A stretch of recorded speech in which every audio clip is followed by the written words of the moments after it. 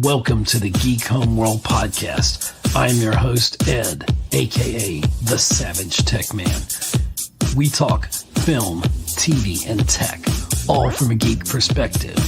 You can find us on X, Instagram, Facebook, and you can subscribe and follow on YouTube at Geek Homeworld. Don't forget to subscribe wherever you get your podcasts. Be a part of the Geek Homeworld.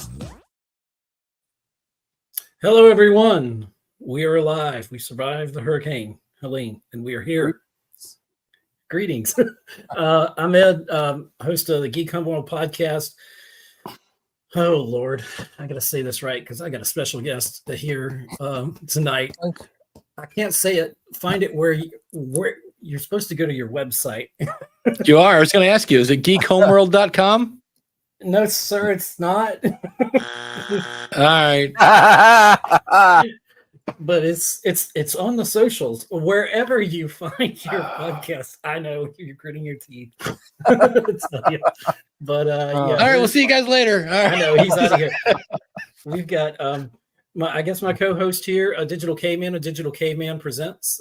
You can see there where he's at. Hello, Caveman. Welcome.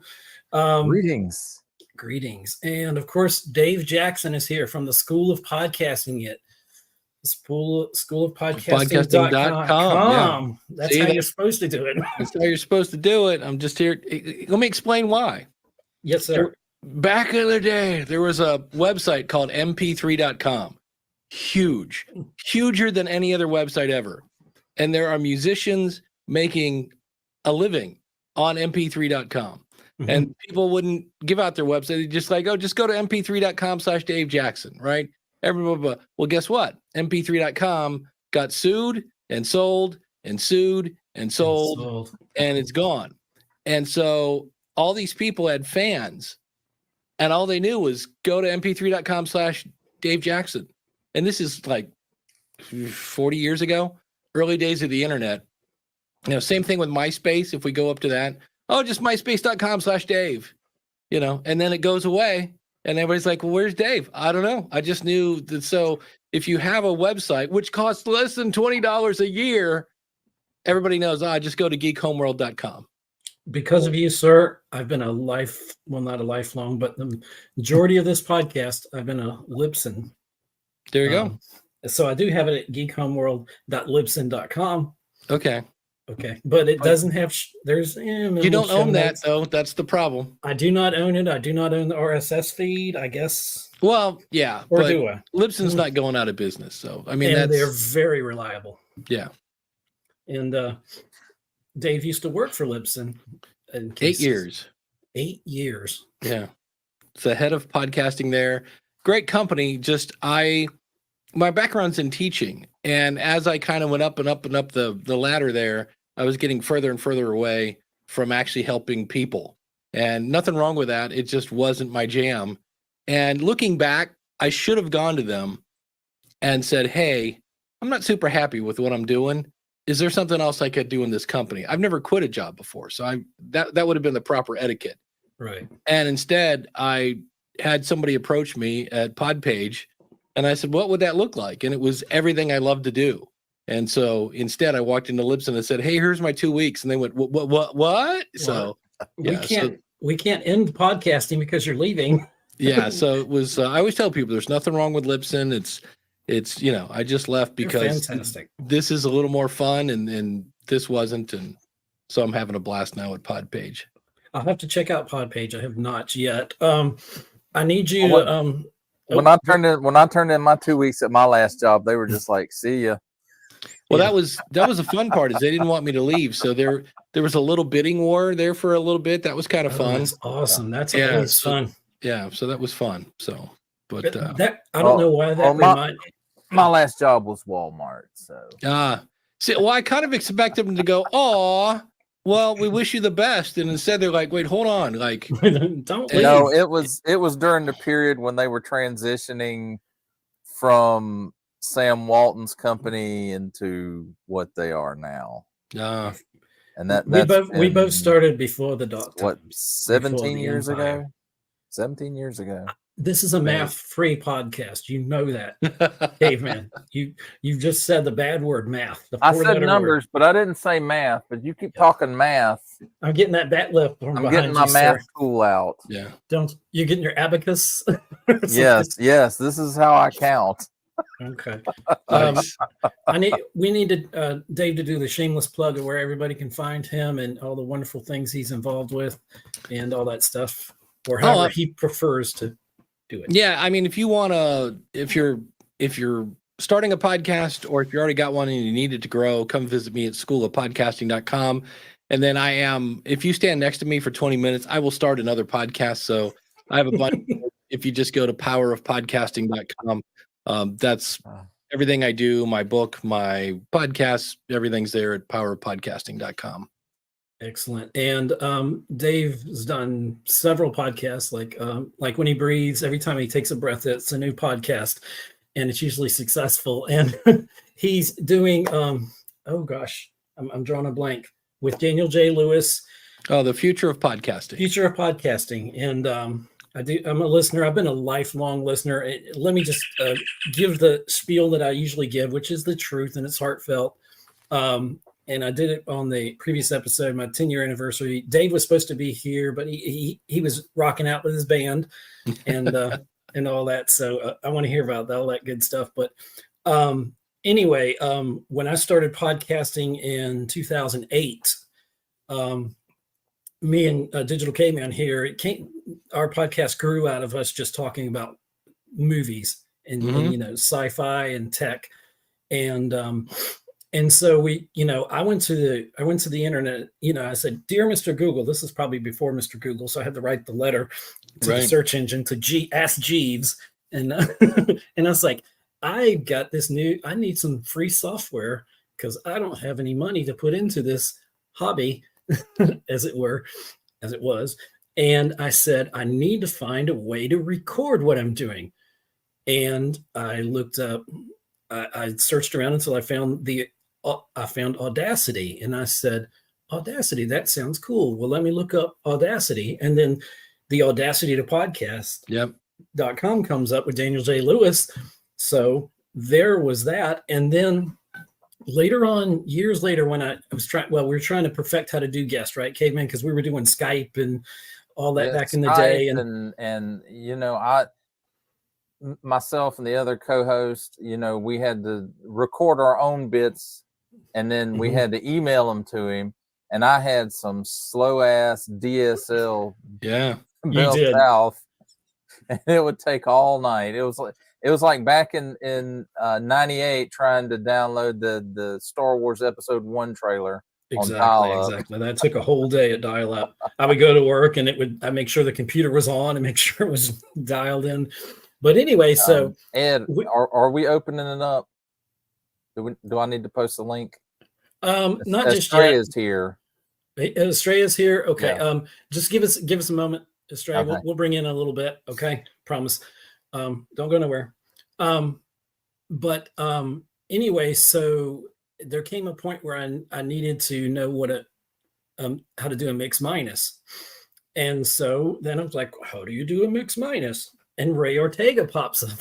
Yeah. And so that brought me there. And then Dave, what did I get from Dave? Probably everything else. And under the sun. And then these three guys kind of been my podcasting heroes. They've inspired me on times where I knew no one was listening, and the only person that cared about my podcast was myself. And it's kind of like when you're an artist, you're rarely famous in your own lifetime, and you're certainly not famous within your family. These days, I don't even think my family has time to listen, but that's fine, So they're usually the last to come around, But finding an audience was interesting, and we found our niche. And excuse me. Well, we sort of found our niche. We were doing good. We were at. Can you remember what it was called? The web service. It was free at the time. You're talking about where we had the website? No. Yeah. That was on the website. Moonfruit.com. Moonfruit.com. I want to say it was. Have you ever heard of that, Dave? digitalmancave.moonfruit.com.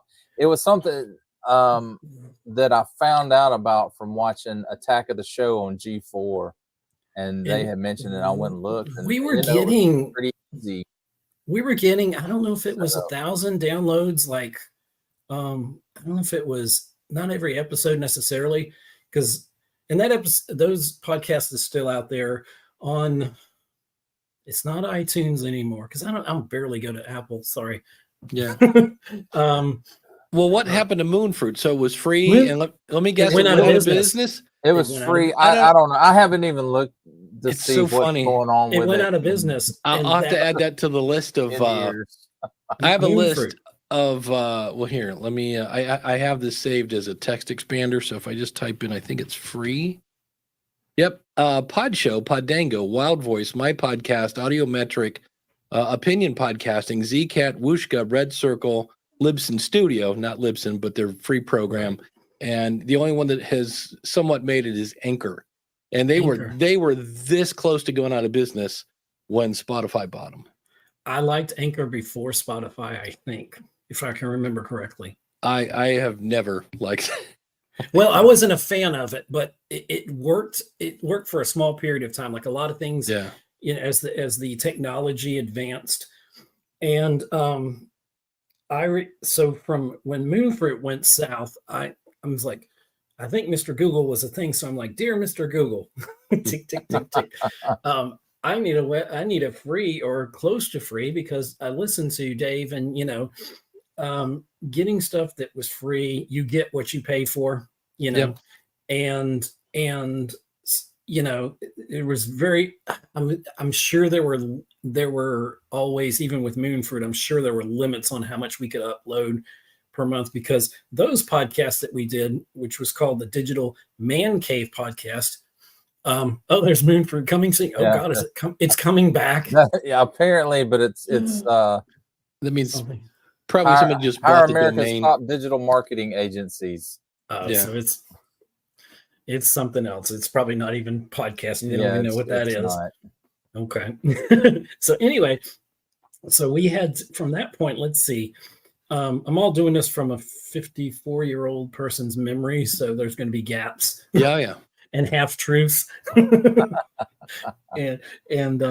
But so then I saw, well, I think you were probably, I don't know what year this was. I can't remember, but I think you probably mentioned Libsyn, and I'm like, well, I trust Dave. So Dave knows what he's doing. And so I tried out Libsyn, and I think I've got like the $20 tier. Yeah. I've done several different podcasts through Libsyn, and some I've still that are no longer active or like in the $5 tier. And I still get hits on some of them, which is kind of cool. And I've always considered myself a podcaster first, and it was all about audio. And when this thing called YouTube was really taking off, I said, hey, Digital Caveman, I was like, we have this podcast for our love for Star Wars and sci-fi tech, which Digital Caveman, if you look at a whole upstairs of his house, is every Star Wars battle with all the different action figures, and you've got all the ships, and you've got all the books, and all the stuff, and we can just totally geek out. And so we needed somewhere to go, and I said, let's try this Libsyn thing. And I paid a little bit more to get the analytics. I started out slow, probably the $5 tier, and then I was like, ooh, I need a $20 tier. And I was single at the time, so it was okay, throw it on the card. Yeah. And so gladly I got on Libsyn. It's been a love affair with Libsyn. To this day, I'm still using Libsyn, and I've not had issues with them.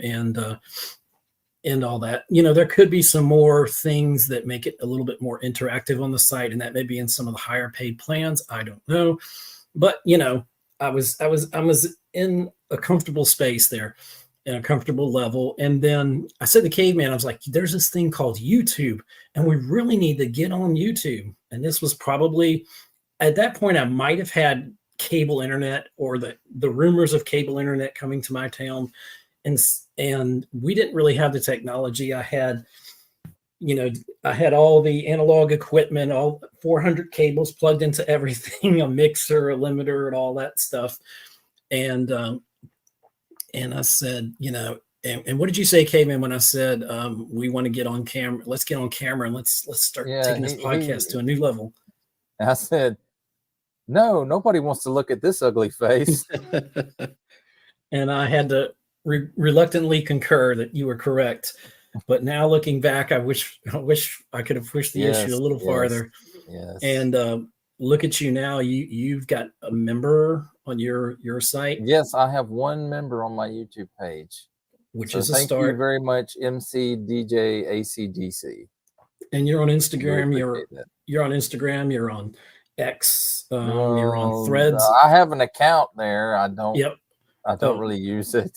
Yeah. There's social media. I remember when social media was the wild, wild west, and it was fun. Oh man, when Twitter first opened up, God, we had a blast with that. We had so much fun with it and interacting with people, and then it became polarized and a cesspool. And I don't know if it's on its way back. Yeah, and anyway, so I'm starting to like Threads because I actually picked up some subs. I think I might have picked up some subs today. Definitely some.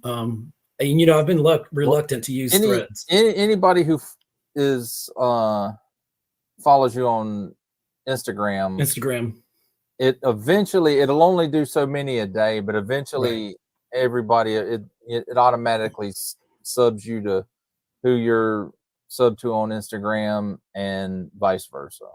Well, what's interesting is that Threads, and I was reluctant, like I refused to get on the TikTok bandwagon. I said nobody wants to see if an old Gen X guy trying to dance on camera and hurt himself, even though that probably would be a funny reel. And but at heart, I'm an audio podcaster, right?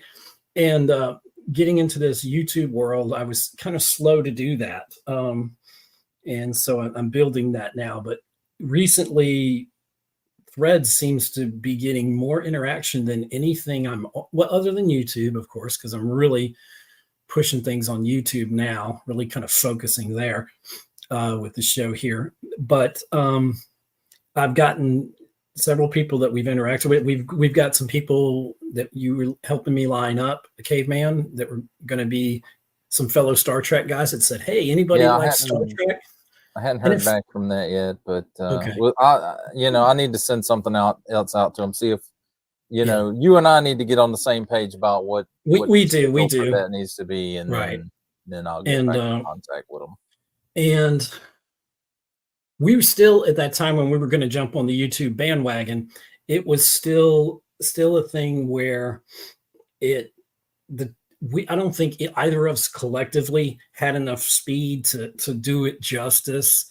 I don't think, by the time I got cable internet. The quality of the videos back then too, wasn't great. And I think you were limited as to what you could upload, Right. And it's not like you could upload a 1080p video back in that day. Yeah. And, what's interesting about it all is like technology, even in the last 5 years, and Dave can attest to this, technology is it's growing by leaps and bounds. And I'm trying not to get left behind. We used to joke, me and Caveman, say we were the kings of the digital revolution. That was just something we said. That was a long time ago. And we weren't kings of anything, Well, it's tough. You got to keep up because if you just stay where you're at, you're going backwards. So I know I'm trying to learn more and more about ChatGPT and, that whole language models and all that stuff just to keep up with that. Still not 100% sold on it. I did an episode about it, and I don't mind it as a tool to shape the content that you created. But when you go, okay, ChatGPT, write me a script about so-and-so so I can read it into the screen. It's hard to be a thought leader when you're using ChatGPT's thoughts because, it has admitted that it only goes back to 2023. So, like you're just regurgitating. And not just that, but they have the other thing that they don't even have to read it themselves. It'll read it for you, and you can give it whatever voice you want. And so it's the good news is humans are going to stand out like a sore thumb, but I can smell AI. a mile away at this point. So, and my favorite is what I call, I don't know, Kyle and Cheryl, which is a Google Notebook, and you upload whatever you want, and it'll be like, hey, let's do a deep dive into, blah, blah, blah. And she's like, okay, 100%, let's go. And now it sounds really good. And I'm using it because I've downloaded so many PDFs. I'll get on somebody's email list, and I'm like, oh, I want that lead magnet. And then you never look at it. And I was cleaning up some stuff. I'm like, well, before I throw this away, I'll just throw it into Google, let Kyle and Cheryl tell me all about it. And then I'll be like, and half the stuff's from, 4 years ago. So it's really old.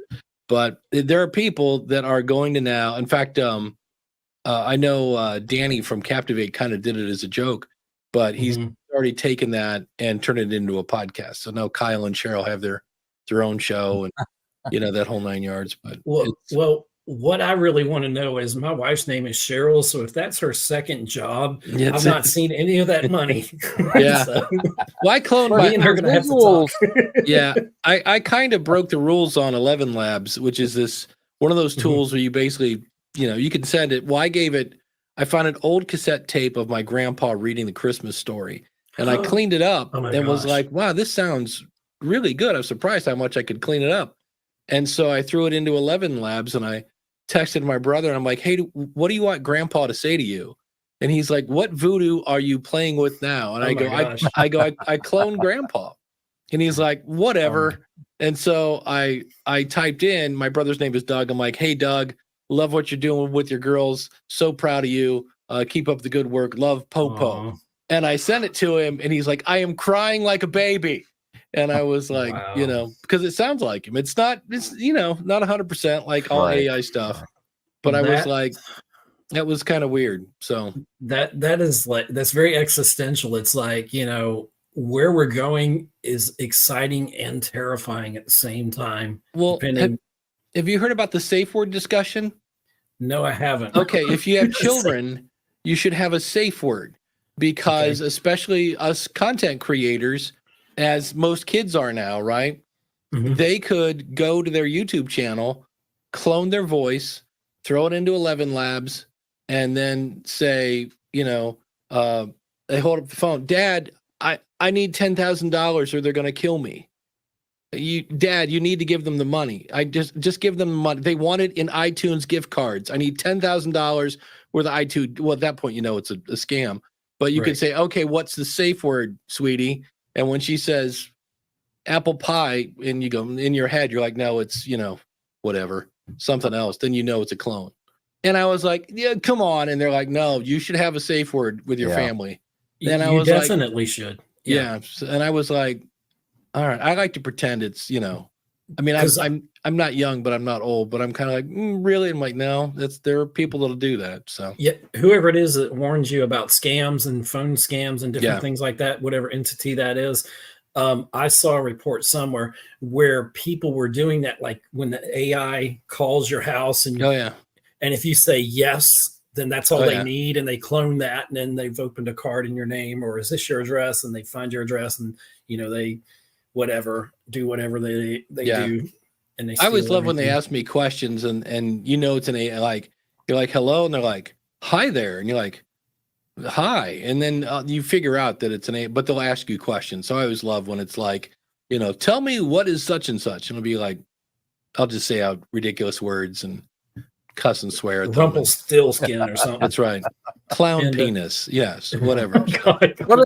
What is your name? I stepped on a Lego, you bastard! Yeah, exactly. But the thing that gets me is on a Lego with bare feet. You know. Right. Well, so you guys normally talk movies here? Film, TV, and tech. Yes, sir. All right. So do you guys actually go to the movies, or is this stuff on streaming? No. I live in the theater if you let me. Well, here's my question. I'm the opposite. See, I've gone to 2 movies for the first time in probably a year, and there's nobody there.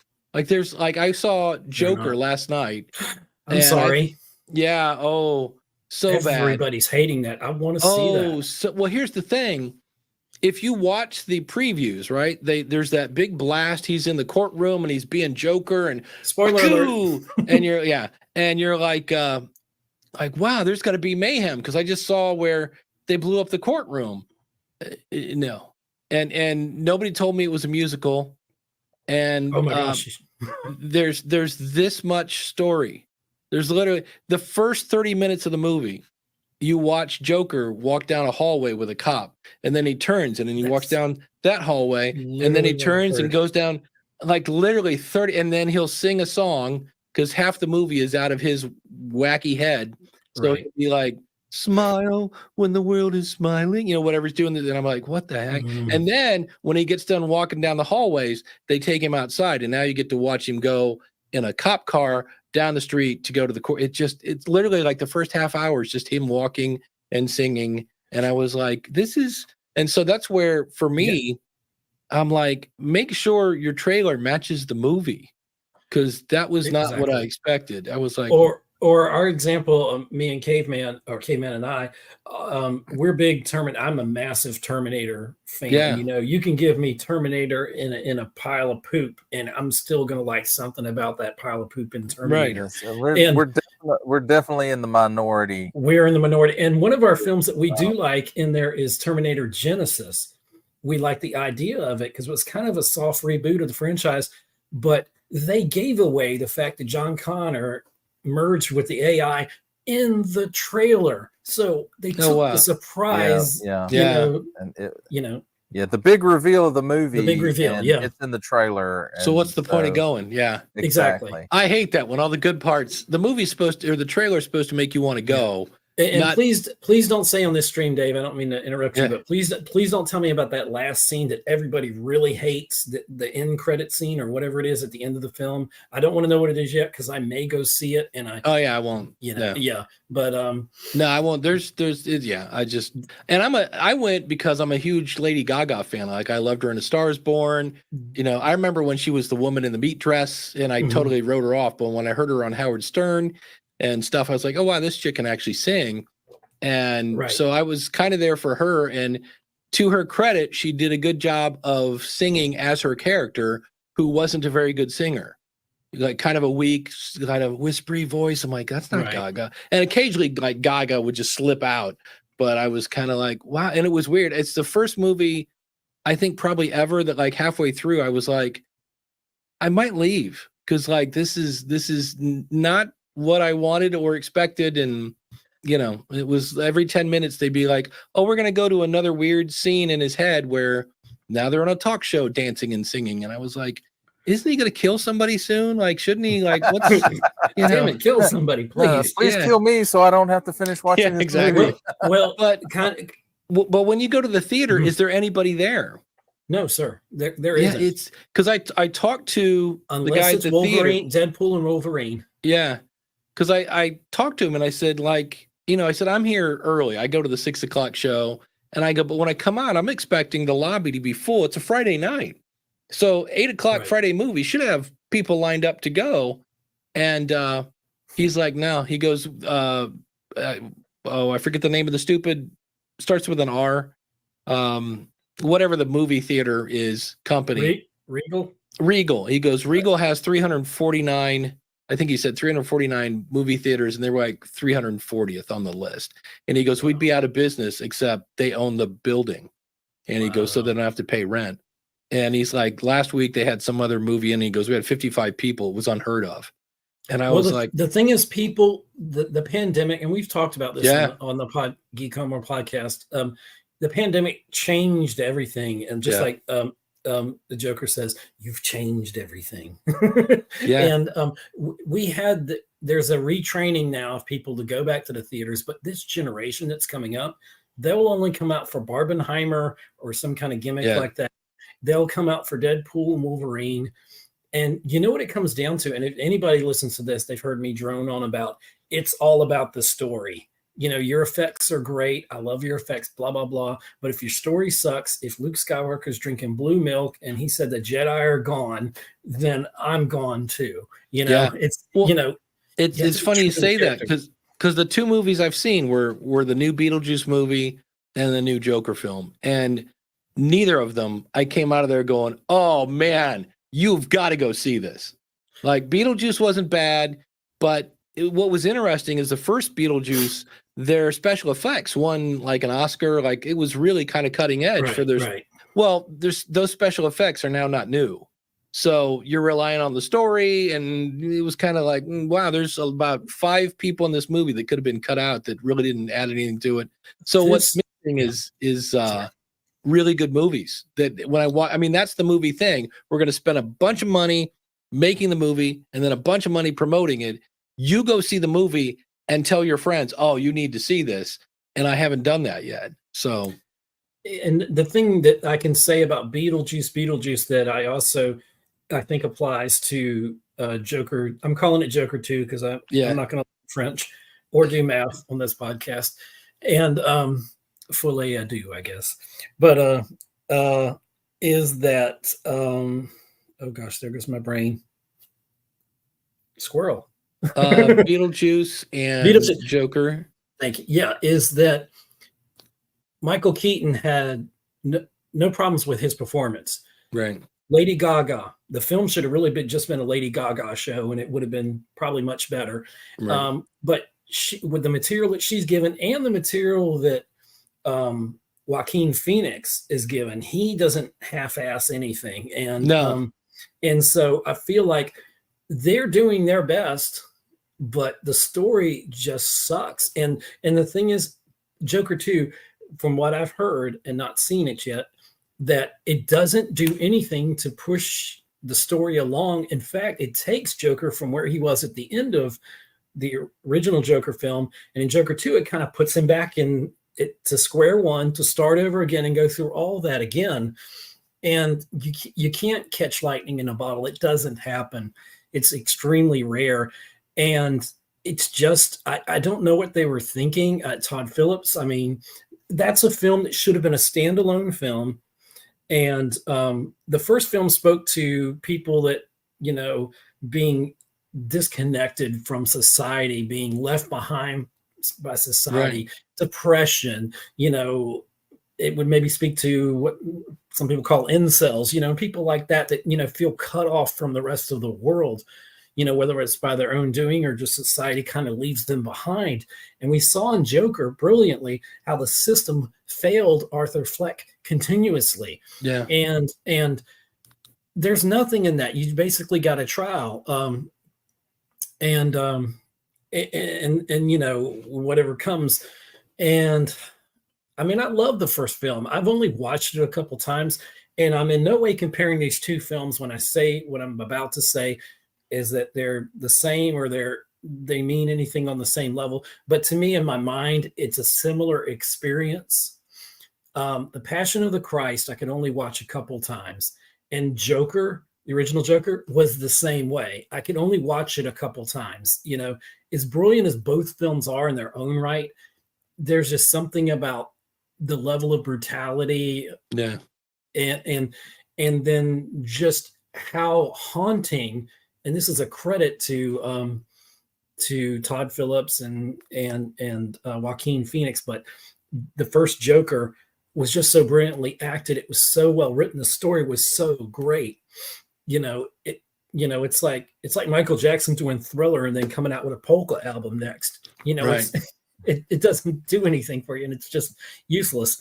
Well, so the other thing is because both he and Gaga, like, they committed 100% to the role. Yes. It just, all icing and no cake. You know what I mean? It was like, but there's a scene again where they're walking him down and he's shirtless. And this is where I'm like, dude, I get that you like committed to the role. He looks like you could break him like a twig. Right. He dropped so much weight to play this part. And I was like, isn't there like, I mean, I get it. I appreciate the dedication, but I was like, dude, that's crazy. Like, I would love to know how much weight he lost. Cause he said it was harder this time. And I'm like, yeah, you're older. Everything's harder when you're older. And not everything. What I hear. Early projections of the box office, like the first movie they spent, I think it cost like 40 something million budget. And it ended up making $1 billion, which nobody saw coming. Yeah. And then Joker 2 has a $200 million budget.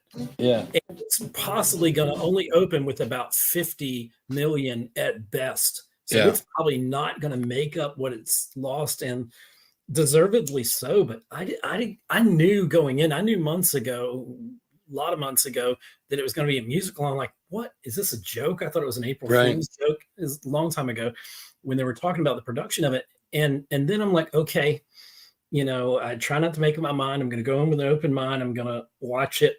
And I was prepared to go watch it, but we had a hurricane this weekend. So that kind of threw everything off. Tends to spoil our plans. Yeah. Mother Nature's not. And that bitch ran off with my mailbox.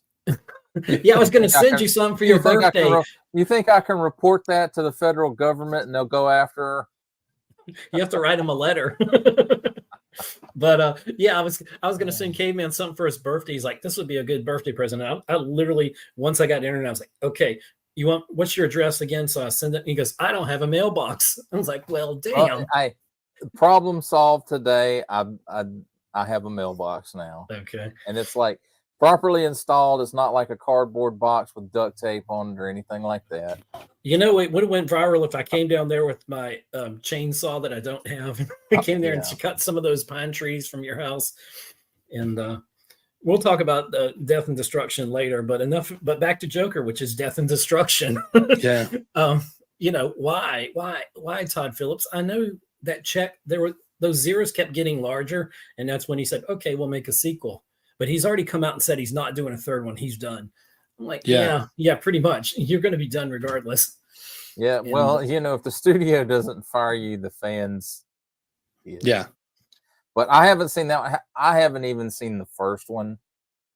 I just it doesn't. You have to. It doesn't appeal to me. I have no desire to see it. I as know much as I love.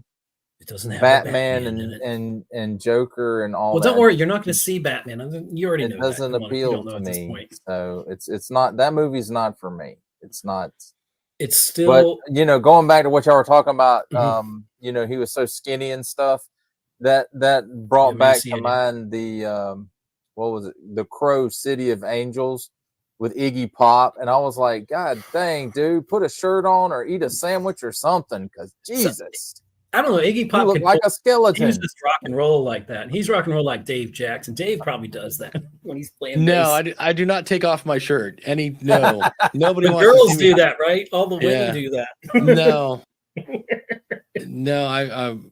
I had one woman once that just said, I'd like to take you home. And I was like, I'm kind of married. That's a problem. So, but you should have said, well, do you have a 401k and do you like to pay my bills?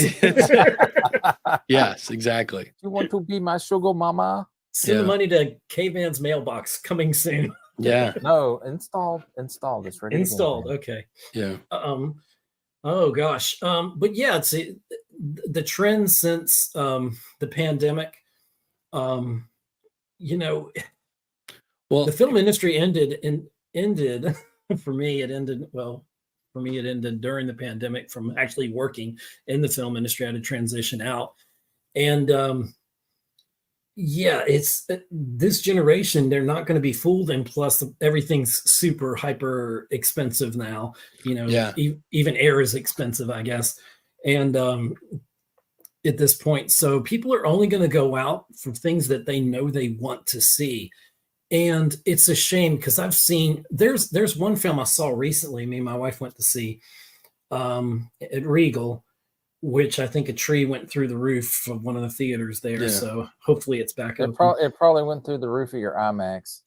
It probably it's an inferior IMAX to the one they have in Pooler, which is outside of Savannah, which is one of the largest. Oh my God, it's fantastic. I saw Blade Runner 2049 in that, and oh my gosh, that was you remember when we went to see Into Darkness? Star Trek Into Darkness. Into Darkness. It looked fabulous. Story, not the greatest. Well, the thing I thought was funny is I felt bad for the movies, and I was like, you know what, I like movies. And so the guy's like, well, he goes, how often do you go to the movies? I said, I like literally these are the first two in about a year and a half. And he's like, oh, you should sign up for our unlimited plan. He's like, it's $20 a month. So I did. Well, here's the funny thing. I went to sign up on their website, type in all, they want a ton of information. and I hit order, and it said, "Sorry, we can't take orders right now. Try back in a little bit." And I was like, God. this is probably one of the reasons why you're having a hard time making money. So finally, I thought about it. I'm like, I bet they want me to do this on the app. So I downloaded the app, put it back in, and it worked fine. But then it was funny because I was like, okay, you can watch as many movies as you want. And my closest theater, I think, has 5 screens. And I've already seen Joker and the other movies, and I've already seen Beetlejuice. And I was like, well, there isn't really anything else I want. There's a movie, and talking about some films that have gone under the radar. There's a one with she's Aubrey Plaza, I think is her name, actress, and she's in it with her. She's an older version of and her younger self. It's called My Old Ass. And it's a very charming film. It's about kind of like if you could go back in time and something weird happens. She takes a hit of drugs and ends up talking with her past self and trying to warn her. It's just it's a good film. There's films like that. The one about the penguin that came to the guy's house, it was based on a true story. It felt like an old Disney film before the dark times, before Kathleen Kennedy and Disney, when Disney was a thing. And but there's a lot of films like that go under the radar. And I've got the Regal Pass thing. It would have been AMC, but in my town here in Augusta, we do not have. All we have is a Regal, and it could use some help. It could use. Well, not just help like employees, but it could use a redo and everything else. But I could live. Caveman knows I could live in the theater, and that's where I'm probably the most happiest. Well, that was the other thing I thought was weird. Is I was like, well, why do I like going to the movies? And this is one of the things that's missing. Then is I loved it, especially if you saw a comedy, and everybody laughed at the same time. And everybody cried at the same time, and like that group dynamic. And I was literally, when I was sitting there in Joker, the other 2 or 3 people that were in I was so tempted to just turn around and go, "Are you guys thinking this movie sucks as bad as I do?" Because I wouldn't have been. I'm only interrupting 2 other people, and it was like, so I missed that kind of group dynamic. And when I saw Beetlejuice, there was 1 other person in the theater, and I was like, "This is so weird." When I saw Beetlejuice, I came out there thinking, and I'm not a great big. I'm a Michael Keaton fan. He's the best Batman. Yeah. And I thought his performance was great with the material that he had, but it felt very spotty. The whole film felt like just kind of taped together. But then this young guy, I guess they were Gen Z or Alpha. They're younger than me, so I don't know what generation is what. And they come out, and the girl comes out of the restroom, and they walk right in front of me, and I'm waiting on my wife who's in the restroom, and she says to her boyfriend, she goes, "I have to see that again. That was such a great movie." And I'm like, okay, I must be the old man in the room here, because I was like, okay, but in a moment I was like, I am, and then I said to myself, I was like, well, I'm happy that somebody likes this film, that she gets it, that if that was who they were trying to reach, they reached her, and she's going to tell all her friends how great this film was. And you have to look for the gems, because Hollywood they've lost the ability to go after something new and creative and original. They've lost originality, and they just want to go where they can make the most money. And I know that from being in the film industry, it's, just because they film a lot of films in your city, and they come in there and get the state tax credit and the tax credit for the county and all that, they'll set up shop there. But 90% of your invoices will be out of LA. It's like, you're not, it's helping your community, but is it really though? And the industry is not it's dying, but it's not, I don't think it's going to die. Just like somehow I hold out a belief that the MCU is coming back, to Kevin Feige. He cleaned house, and he's bringing things back, and things are going to get better.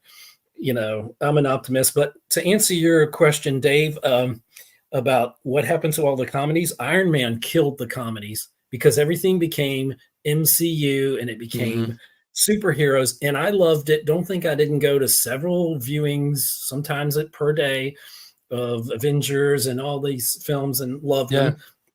But maybe The Hangover, that might have been the only thing that I can remember, but it's few and far between. And I kind of hope that we're getting back, since Hollywood has cut budgets. They've all the people in the industry struck several months ago, which is at the worst time, but I'm happy for them that they got what they needed.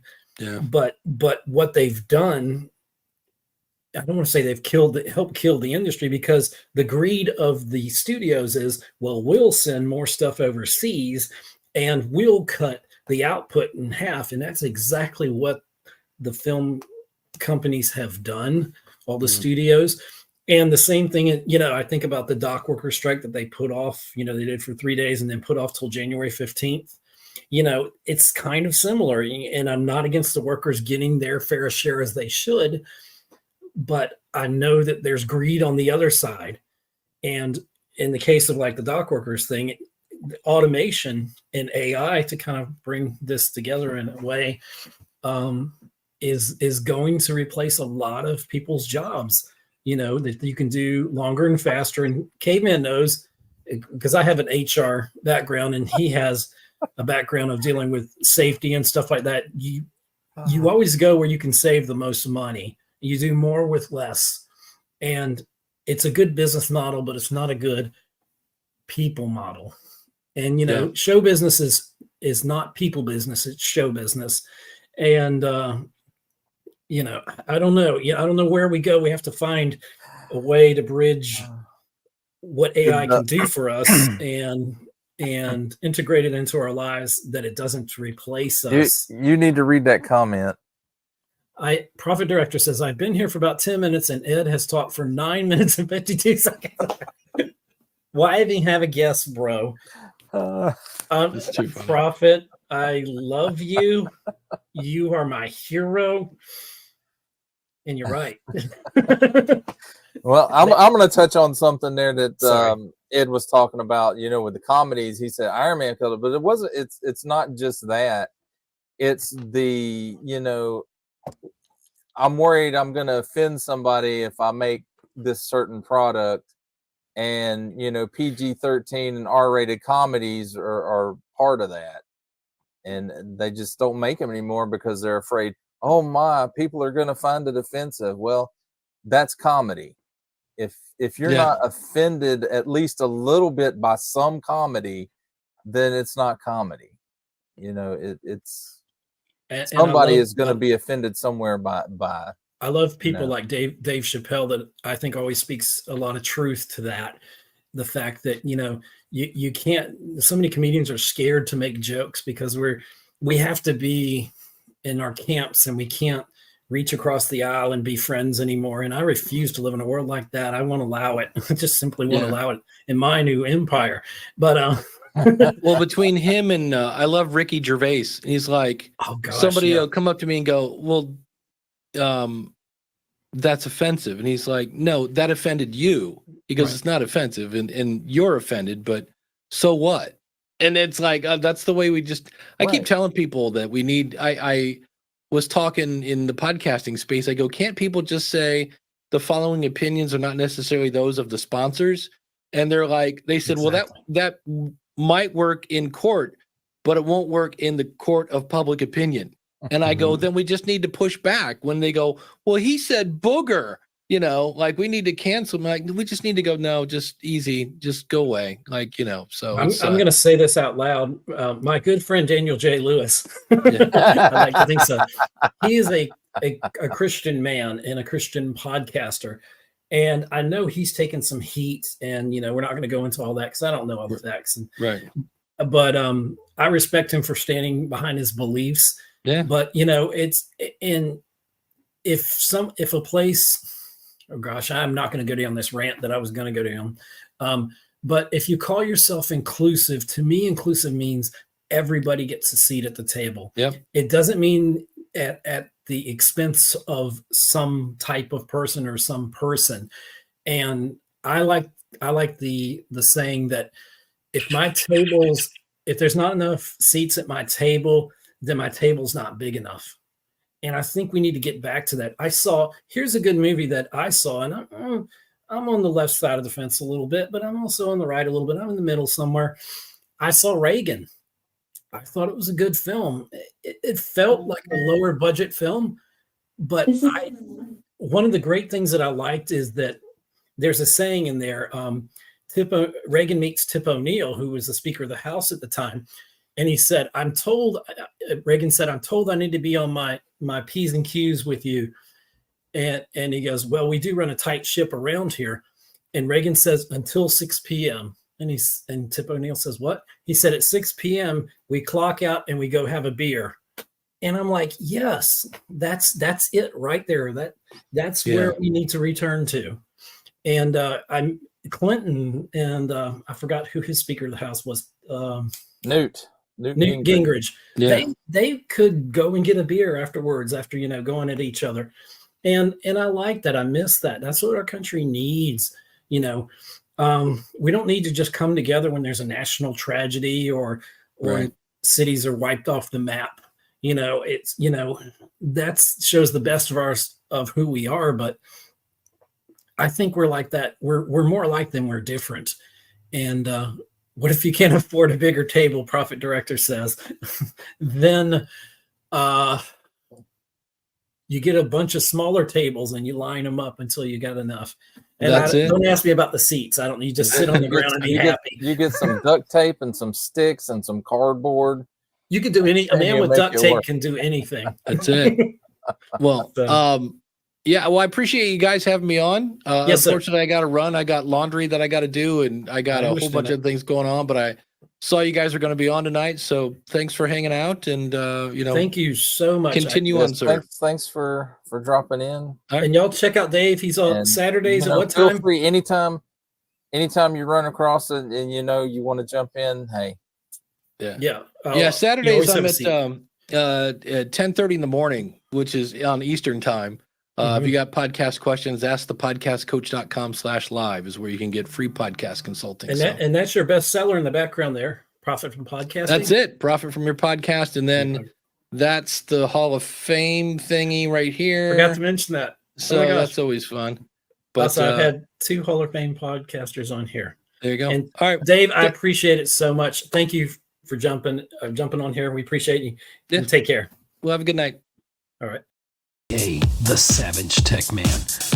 We talk film, TV, and tech, all from a geek perspective.